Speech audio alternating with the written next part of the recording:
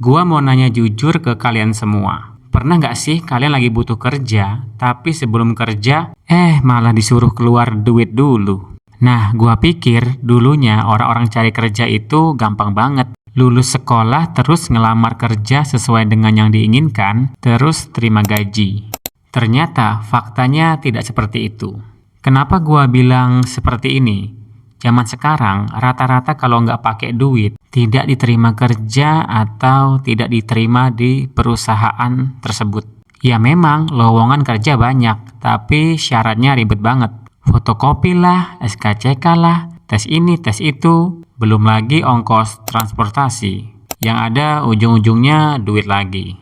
Dan itu emang faktanya, dan udah jadi kebiasaan umum, atau udah bukan hal yang dianggap tabu.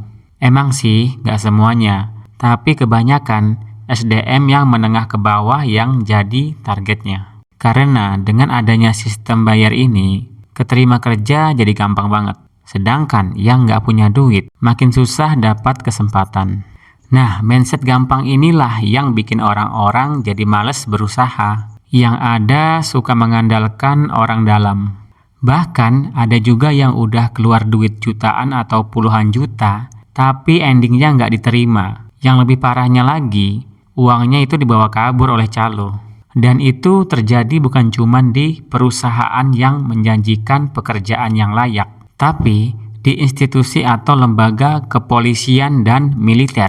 Itu juga ada sistem bayar-membayar ini. Ya, gua bilang aja ini oknum lah. Udah habis duit ratusan juta, sampai orang tuanya jual sawah. Endingnya, anaknya nggak keterima. Faktornya karena tidak lolos seleksi anggota. Apalagi kalau duitnya hasil pinjam sana-sini. Kan kasihan. Seenggaknya kalau tidak lolos, ya uang kembalilah. Nah, dari situ siapa yang mau disalahin? Orang tua atau anaknya? Ya, menurut gua sih salah semua. Karena dua-duanya menanamkan mindset modal dulu, nanti juga balik modal. Mindset itulah yang ditanamkan turun-temurun, sehingga sudah menjadi hal yang dianggap wajar. Jadinya orang yang memiliki kemampuan khusus akan kalah sama yang bayar-membayar tadi.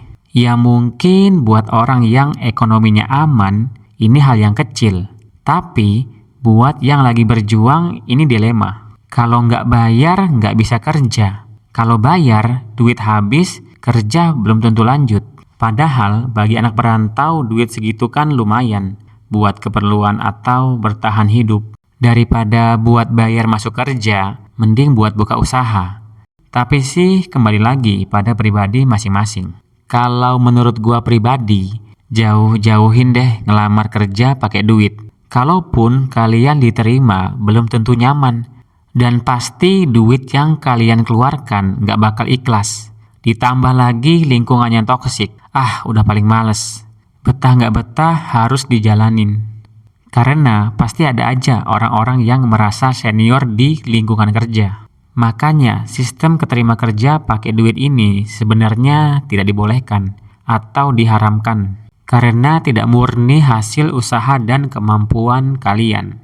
Kalau memang niat rekrut orang, ya nilailah dari segi kemampuannya. Bukan kemampuannya bisa bayar berapa. Kalau menurut kalian bagaimana hal yang seperti ini bisa dihilangkan atau tidak? Atau sudah menjadi budaya di Indonesia? Pernah mengalami hal yang serupa? Tulis di kolom komentar di bawah.